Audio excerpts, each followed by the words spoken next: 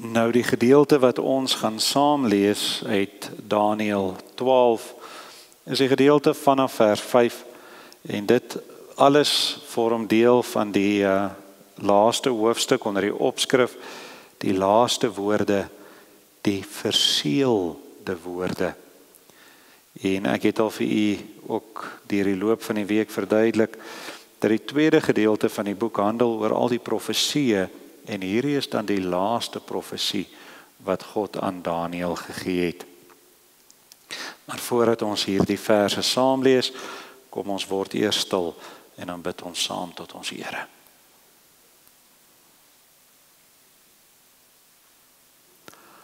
Almagtige God en ewige koning, by hierdie laaste Pinkstergeleentheid van die jaar,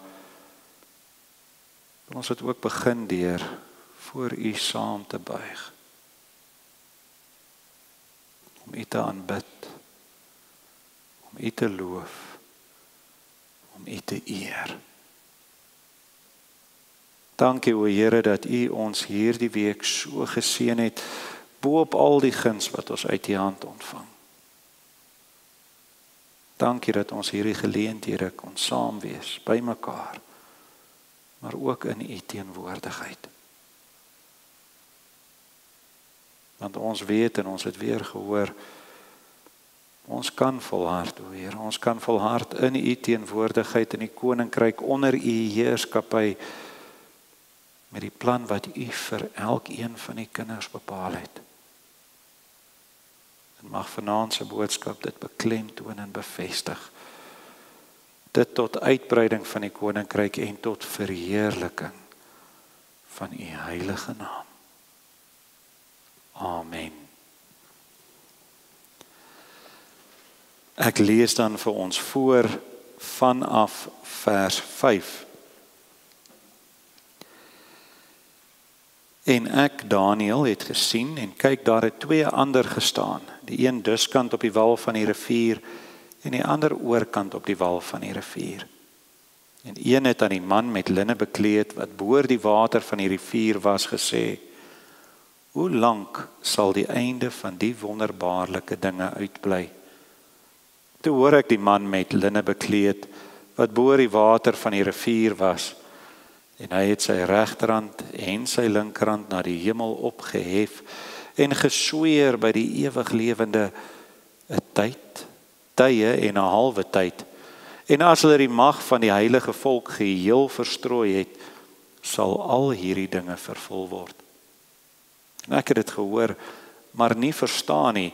Daarom het ek gesê, my Heer, wat is die uiteinde van hierdie dinge?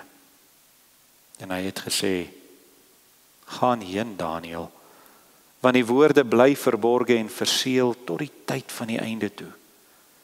Baie sal gereinig, gesuiwer en gelouter word, maar die goddelose sal goddeloos handel en geen een van die goddelose mense sal verstaan nie, maar die verstandiges sal verstaan. En van die tyd af dat die voortdurende offer afgeskaf en die ontsettende gruwel opgerig word, sal 1290 dae verloop. Welgeluksalig is hy wat bly verwag en 1335 dae bereik. En jy gaan heen na die einde. En jy sal rus en weer opstaan tot jou bestemming aan die einde van die dag. Ons lees dan net vanaand hierdie gedeelte. Ek herhaal vir ons die laaste vers, en jy gaan heen na die einde, en jy sal rus en weer opstaan tot jou bestemming aan die einde van die dag.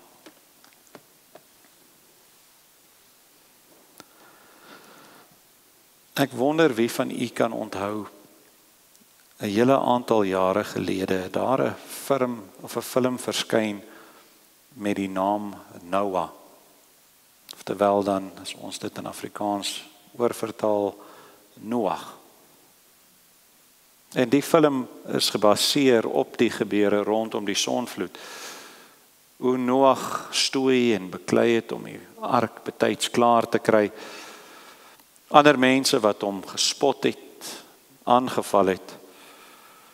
Alles aksiebelaaide tonele wat opbou tot die koms van die vloed. En dan die verwoesting van die groot waters. Waters wat uitstort uit die hemel, uitspuit uit die aarde. Waters wat alles wat voorkom verwoes, vernietig het. Na dit het daar nog so 'n film verskyn. Die titel van die film was Gods and Kings. En dit het afgespeel rondom die gebeure oor die uittog uit Egipte. Ons sien daar Moses, eers 'n prins in Egipte, toe 'n eenvoudige skaapwagter wat te staan kom teen die groot farao en die magtige Egiptiese ryk. En daar sien ons ook tonele van verdrukking, veragting, maar ook groot wonders wat die spanning in die film laat opbou. Farao wat elke keer Moses se versoeke ignoreer, die waarskuwings minag totdat sy eie seun sterf. En dan die groot konfrontasie by die Rooi See tussen die hele Egiptiese weermag en die Israelitiese vlugtelinge.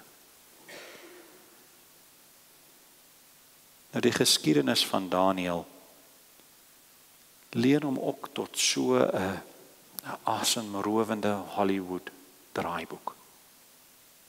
Die verhaal van 4 mans, vreemdelinge in 'n vreemde land wat groot versoekinge moet deurstaan ter wille van hulle godsdiens, verskriklike vervolginge deurgaan ter wille van hulle geloof.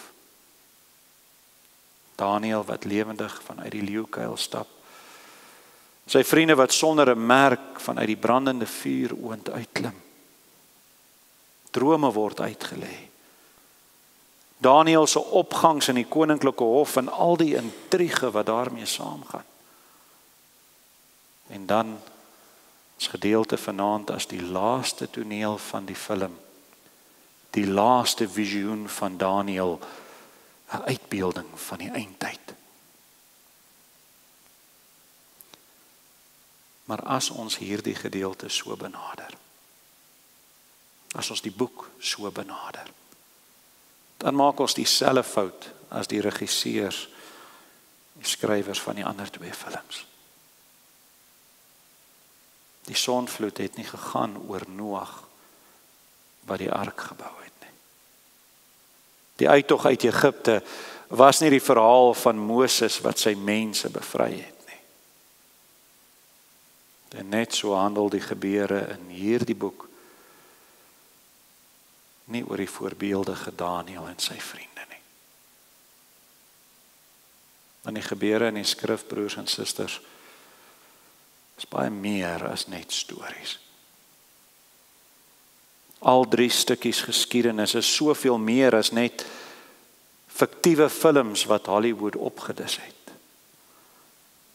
Dit vorm deel van 'n groot, 'n ware verhaal, die grootste verhaal in die geskiedenis van die ganse bestaan van die mensdom. Die verhaal, die geskiedenis van die getroue God, wat ten spyte van sy kinders se opstand, sy afvalligheid, sy sonde, steeds getrou bly aan sy beloftes en steeds redding vir sy kinders bewerkstellig.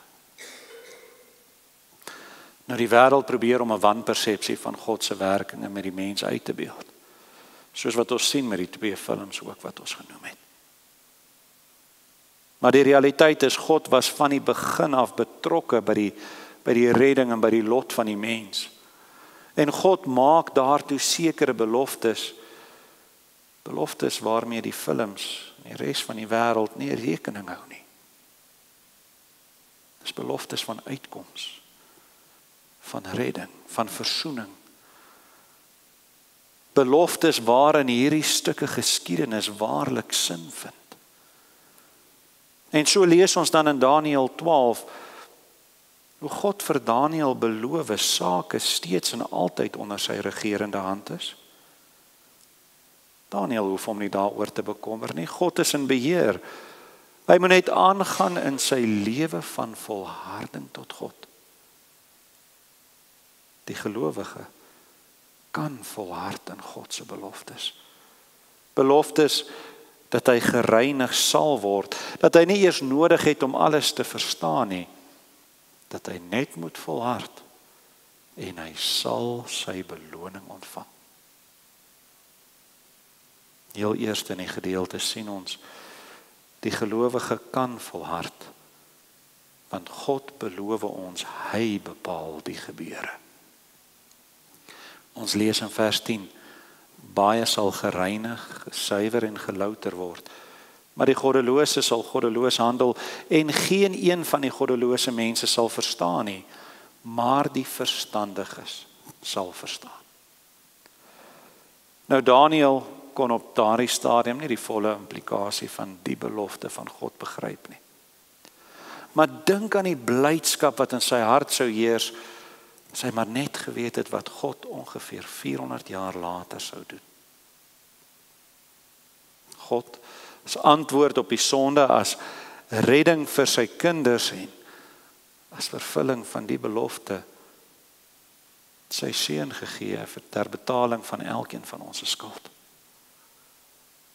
En daarom en slegs daardeur kan die gelowige vandag en al die gelowiges deur al die eeue heen gereinig word. Deur die bloed van Christus word elke kind van God gewas en gereinig. Nou God bevestig met hierdie belofte aan Daniël dit wat hy van die begin af beplan en van die begin af beloof het. Daarom, broers en susters, het God Noag gespaar van die sondvloed. Daarom het God Moses gelei om die verbondsvolk te bevry. En daarom hierdie profesie aan Daniël, 'n profesie wat hy in Christus tot vervulling gebring het. Maar nou lees ons, die belofte loop hand aan hand met die verskriklike vervolging wat vir elke kind van God in die wêreld wag. Elkeen wat God Vader noem, wat deur Christus gereinig is, sal deur die wêreld verag, verwerp en vervolg word. Dink aan Christus se eie woorde, Matteus 5 vers 11, salig is julle wanneer die mense julle beledig en vervolg en valslik allerhande kwaad en julle spreek om my ontwil. Nou vervolging is 'n realiteit van elkeen van ons as gelowiges se lewens. Maar luister mooi na hoe dit beskryf word in vers 10. Baie sal gereinig en gesuiwer en gelouter word. Net soos wat goud deur die vuur gereinig word, so sal die ware volk van God deur die stormvuur van vervolging gelouter word. Selfs die vervolging deur die wêreld gebruik God tot voordeel van sy kinders. Hy gebruik dit as voorbereiding vir die stryd teen die bose, dat die gelowige kan volhard. Hy gebruik dit om die gelowige te herinner aan sy afhanklikheid aan die kruis. Hy gebruik dit sodat die gelowige homself daagliks sal bekeer. Want vervolging, uitdagings, beproewinge bring die kind van God daagliks op sy knieë voor sy Vader. Nou dit is so, as mens is ons geneig om van konflik af weg te vlug. Ons hardloop so maklik weg, net die idee van konfrontasie maak baie maal dat ons vlug. Nou daarom is dit so belangrik dat ons ook die uitdagings, die beproewinge van hierdie lewe met die regte gesindheid sal aanpak. Wanneer ek swaar kry, moet ek nie sê God het van my vergeet nie. Maar dan moet ek eerder insien hoe dat God ook hierdie situasie gebruik om my te laat groei in die geloof, nader aan hom. En wanneer dit sleg gaan, moet ek nie God blameer vir my omstandighede, maar eerder besef hoe afhanklik ek van hom is om dit te deurstaan.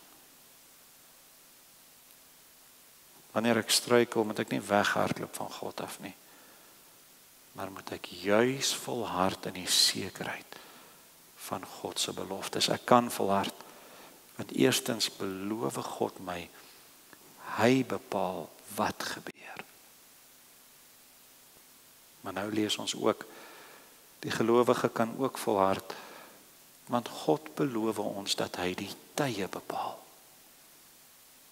Vers 7, toe hoor ek die man met linne bekleed, wat bo die water van die rivier was, en hy het sy regterhand en sy linkerhand na die hemel opgehef en gesweer by die ewig lewende, 'n tyd, tye en 'n halwe tyd.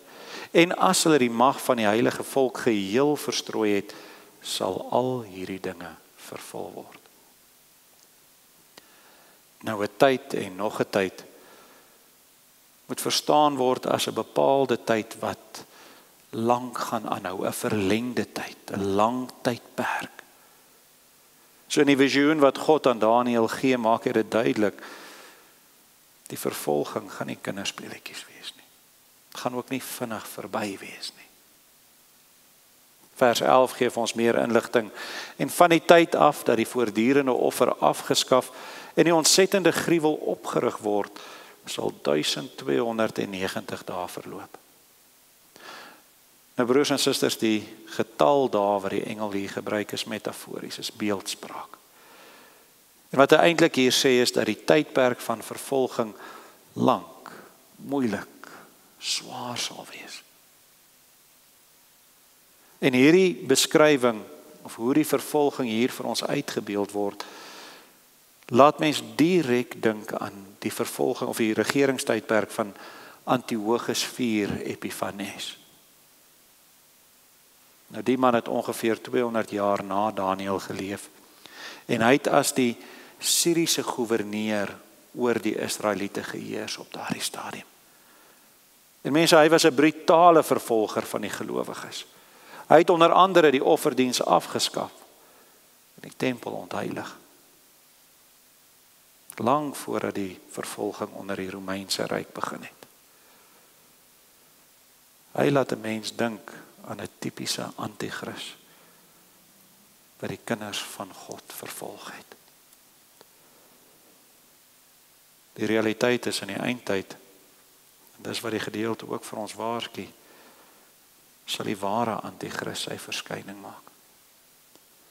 En net soos Antiochus IV ook die gelowiges vervolg. Hy sal openbare godsdiens onmoontlik maak.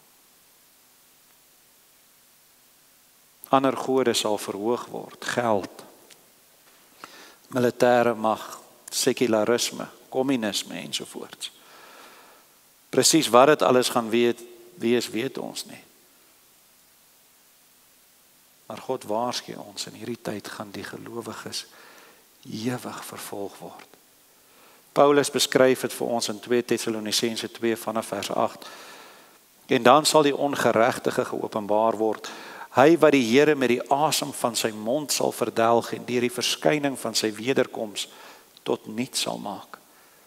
Hy wie se koms is volgens die werking van die Satan met allerhande kragtige dade en tekens en wonders van die leuen en met allerhande verleiding van ongeregtigheid in die wat verlore gaan, omdat hulle die liefde tot die waarheid nie aangeneem het om gered te word nie.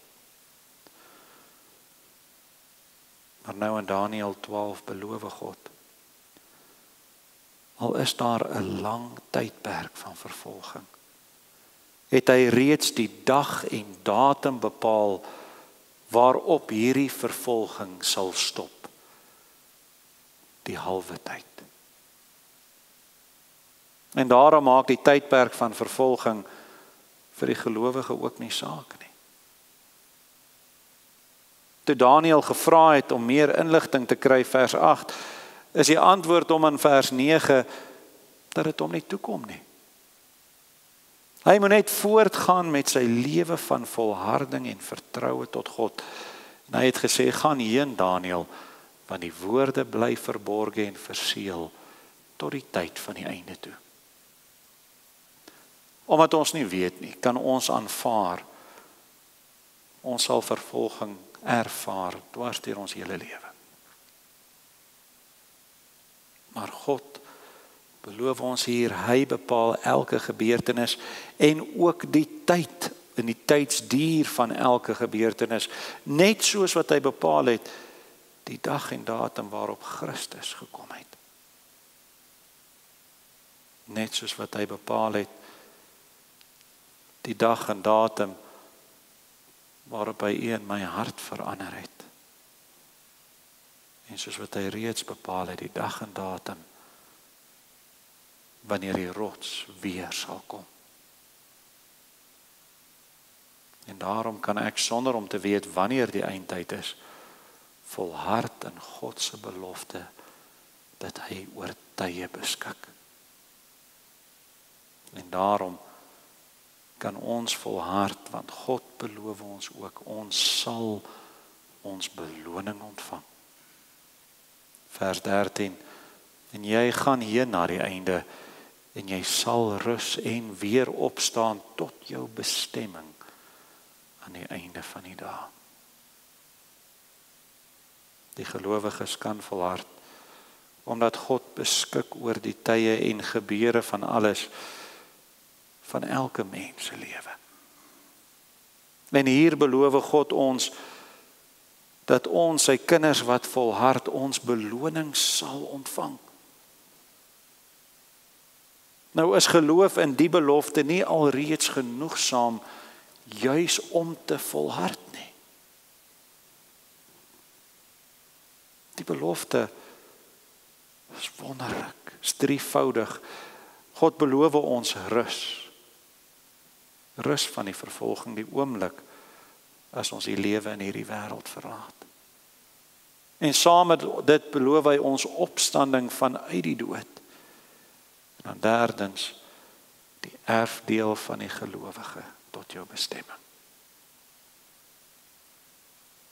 Hierdie belofte is geldend vir alle gelowiges van die begin van die eeue af. En kan plaasvind juis omdat God sy seun gestuur het in die vervulling van die tyd. Nou, ons ken nie die dag van ons dood nie. Ons weet ook nie wanneer Christus se wederkoms sal plaasvind nie. Ons weet wel, op 'n dag sal ons sterwe.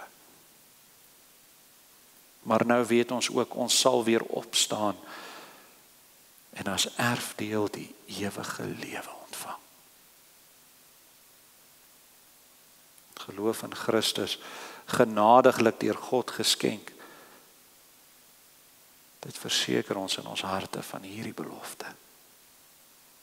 Geloof in Christus maak dit moontlik om te volhard, omdat ek weet ek sal my beloning ontvang. Johannes 6 vers 40, en dit is die wil van hom wat my gestuur het, dat elkeen wat die seun aanskou en in hom glo, die ewige lewe mag hê. En ek sal hom opwek in die laaste dag. Reeds nou leef ons in sy koninkryk onder die wonderlike heerskappy van Christus in sy teenwoordigheid. En op grond van dit wat hy reeds vir u en my gedoen het en vir ons ook verder vorentoe beplan, kan ons volhard. Want ons weet God bly getrou aan al sy beloftes wat hy aan elkeen van sy kinders gemaak het.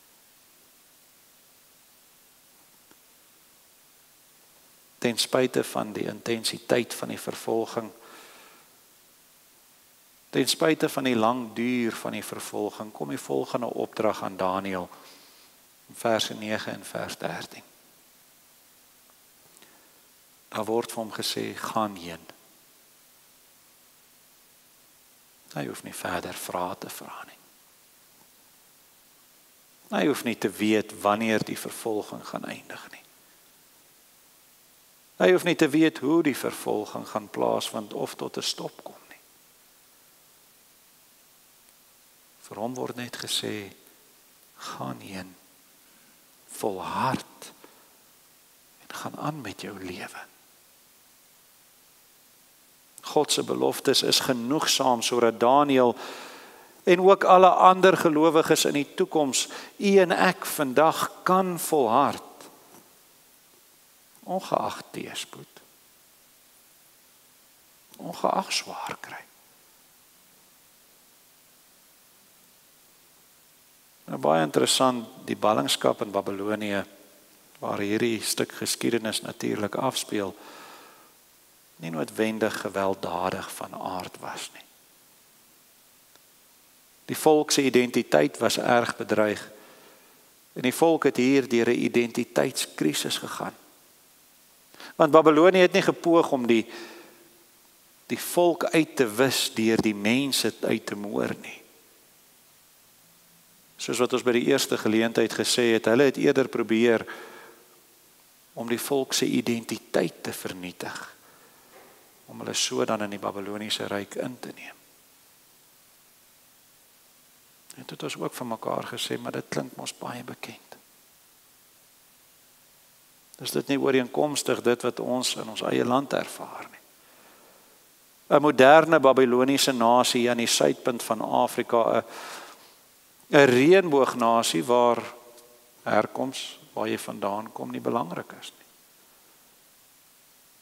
Waar ons identiteit as gelowiges ingesluk word in die chaos van 'n kaleidoskoop van voorvaderaanbidding, van toordoktery, van menseregte, materialisme, sinkretisme, humanisme, liberalisme, isme en net nog ismes.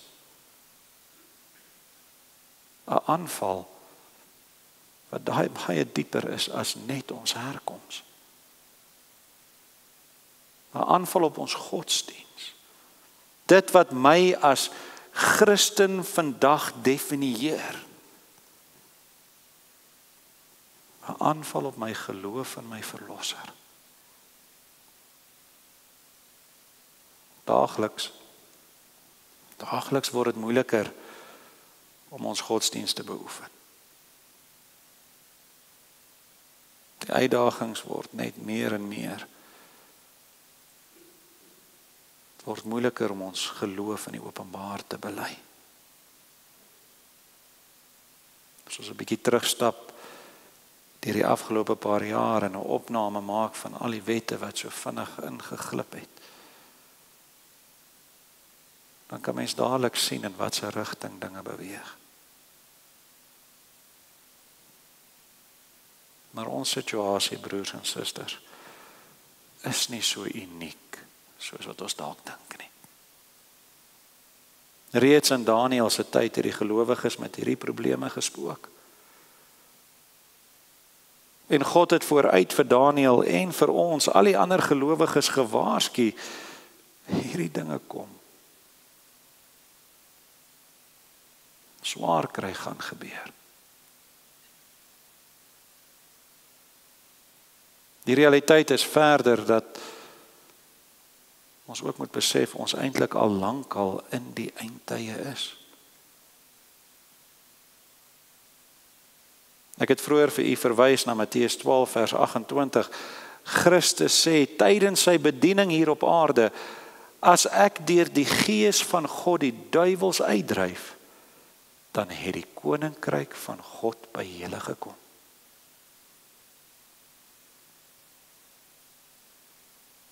En die raad aan Daniël,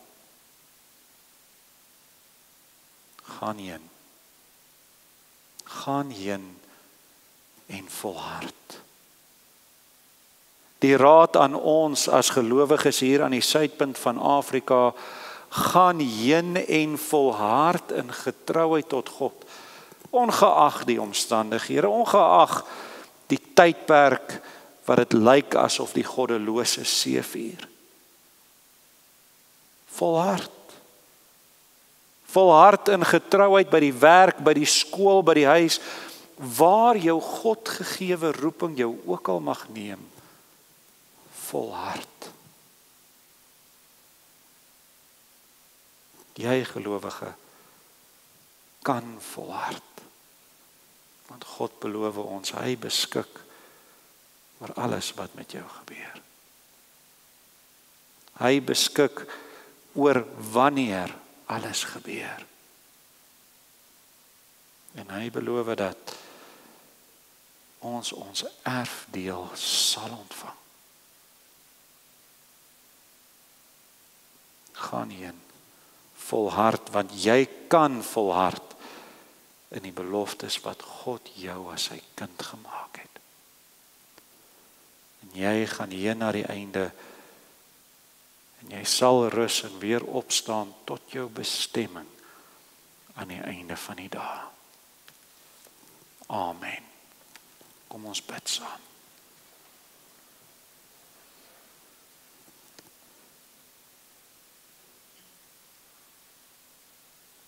Almagtige God en ewige Here, aan U behoort die heerskappy. U bepaal die tyd, die begin, die einde van alle dinge. U bepaal hoe sake gebeur en dit verloop. Maar aan U self is daar geen begin of einde. U bestaan kan nie een van ons verstaan nie. In hierdie wêreld staan U alleen as God. Staan U alleen as verlosser. Here, U het ons ingetrek in U teenwoordigheid. U het ons geplaas onder U heerskappy in U koninkryk. Volgens U plan het U ons U kinders gemaak. Dit het U ons beloof van die begin af. Dit het U vir ons in Christus bewaarheid. En daarom kan ons, U gelowige kinders, volhard in die beloftes wat U ons gemaak het. O Here, by hierdie laaste Pinkstergeleentheid wil ons graag voorbidding doen, spesifiek vir hulle wat U as voorgangers, amptdraers, leiers aangestel het. Ons bid vir elke ouderling, elke diaken, elke voorsitter of elke voorganger. Dit is so, die uitdagings is groot. Die aanval op die waarheid is geweldig. En daarom juis vandag is ons roeping as gelowiges so belangrik en die verantwoordelikheid om die waarheid te leer so onmeetbaar. Maar niks is groter as U genade nie. Daarom bid ons en vra, lei hierdie mense ook in die spore, dra hulle in die hande, en sterk hulle in U beloftes. Want niks op aarde beteken meer vir 'n mens as om in diens te staan van die koning nie. In sy teenwoordigheid, onder sy heerskappy, binne sy koninkryk volgens die plan wat hy vir jou gemaak het. Op grond van die beloftes wat U ons gemaak het. Ons, U kinders, sal volhard in geloof en die sekerheid. Ons sal ons erfdeel ontvang. Aan U die eer. Amen.